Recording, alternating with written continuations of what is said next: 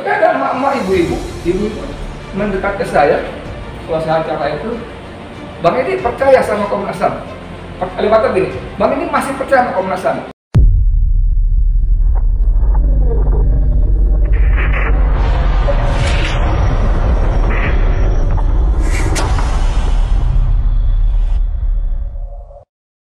Bismillahirrahmanirrahim. Assalamualaikum warahmatullahi wabarakatuh. Dengan saya Edi Mulyadi. Saudara, kemarin saya dan mungkin banyak teman wartawan lain dapat undangan dari Komnas HAM ya. Itu acaranya saya bacain aja. Komnas HAM RI mengundang saudara-saudari untuk hadir secara langsung dalam konferensi pers tim penyelidikan Komnas HAM RI atas peristiwa kematian 6 laskar FPI di Kerawang. Titik 2, perkembangan penyelidikan dan hasil temuan lapangan yang akan dilaksanakan bla bla bla bla. Undangan ini Mbak, di grup-grup ya, bukan cuma di grup-grup wartawan aja. Jadi saya sendiri merasa ini saatnya kita mengetahui apa yang sesungguhnya terjadi dari peristiwa penembakan 6 anggota Laskar FPI oleh polisi seperti yang diakui oleh Kapolda Metro Jaya Fadil Imran. Apalagi di sini katakan perkembangan penyelidikan dan hasil temuan di lapangan. Saudara sekalian, ya saya berangkat dengan dengan penuh harapan bahwa hari ini kita akan mengetahui apa bagaimana sebagainya. Namun ternyata setelah sampai di lokasi itu tidak bisa wartawan masuk begitu saja karena harus menunjukkan hasil surat hasil tes swab bahwa yang bersangkutan tidak reaktif apalagi positif COVID. Padahal di undangan sama sekali nggak disebutkan. Akibatnya apa? Di pintu depan Komnas HAM itu wartawan akhirnya berkerumun berjumlah saudara. Nah, ini sesuatu yang ironis, kita dilarang masuk dengan dalih COVID, tapi karena tidak boleh masuk akhirnya berkerumun. Kita ngisi daftar hadir, ada sarana tes di sana. Tapi nggak semua juga karena waktu kan terus berlangsung. Saya sih alhamdulillah masih punya hasil hasil masih ingat saya tanggal 17 Desember saya dipanggil Barreskrim, diperiksa untuk liputan saya investigasi di kilometer 50. Dan di Barreskrim juga ternyata sebelum diperiksa oleh polisi, oleh penyidik, saya juga diperiksa swab antigen yang dimasukin kapas ke hidung itu tuh. Masya Allah nggak enak banget, tapi alhamdulillah hasilnya memang negatif sehingga saya lagi periksa. Dan dengan modal ini pula saya agak sedikit ngotot dengan petugas sehingga akhirnya bisa ke dalam. Alhamdulillah. Tapi saudara, ternyata harapan tinggal harapan. Ada 3 orang komisioner di sana, ada Hairul Anam, ketua komisi penyelidikannya, lalu ada 2 orang komisioner lain yang menjelaskan. Tapi kalau Anda sekalian berharap akan menjelaskan terjadi pembantaian, terjadi penyiksaan, terjadi no, tidak kita dapatkan. Baik Hairul Anam maupun yang lain, Pak BK dan Wakil Ketua Komnas HAM itu tidak menjelaskan apa-apa kecuali kami yang menemukan proyektil, kami yang menemukan headset yang walaupun diakui apakah ini ada hubungan atau tidak, tapi karena di lokasi kita bawa juga. Kami menemukan serpihan mobil begini, cuma gitu-gitu aja. Termasuk ketika teman-teman dan saya juga bertanya pada Hairul Anam dan komisioner yang lain tentang rumah kejadian, saya tidak menyebutnya rumah penyiksaan. Rumah kejadian itu bagaimana? Itu pun lagi-lagi saudara nggak ada jawaban. Bahkan dengan agak berkelit, bukan dari kami, itu ada frase rumah kejadian, rumah penyiksaan. Silakan teman-teman bertanya kepada orang yang menyiarkannya. Saya nggak tahu apakah itu betul atau bagaimana, tapi kita membaca dengan mengutip komisioner Komnas HAM, apakah yang membuat beritanya, analisisnya mencakup Komnas HAM atau tidak, tapi memang disebut-sebut tentang rumah kejadian, atau dalam versi lain rumah penyiksaan, atau dalam kejadian lain rumah pembantaian. Jadi saudara, ya kalau saya sebagai jurnalis saya kecewa dengan pengumuman Komnas HAM hari ini.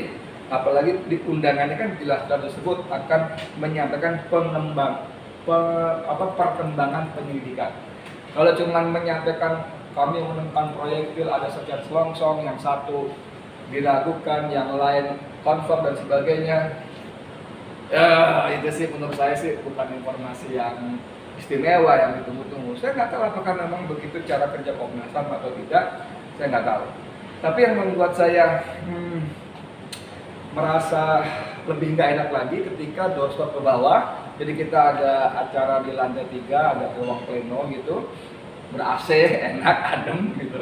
Lalu turun, Khairul Anam tidak ikut, lalu diserahkan kepada aplikasi apa Wulung itu ya, Unggul apa gitu, komisionernya. Apakah? Ya diulang, kurang lebih diulang.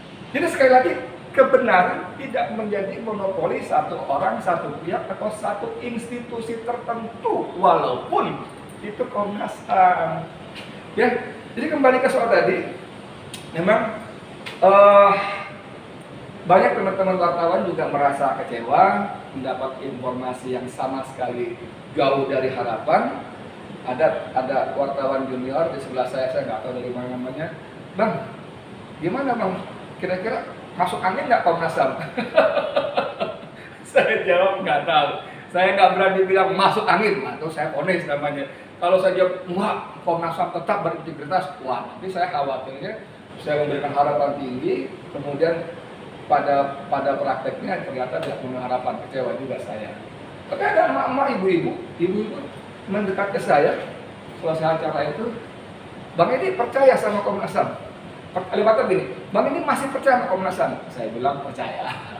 Saya bilang percaya, cuman nggak 100%. Saya bilang mungkin sambil cuci tangan, habis acara itu kan, kita kan sering cuci tangan kan, tadinya pakai sabun, air mengalir.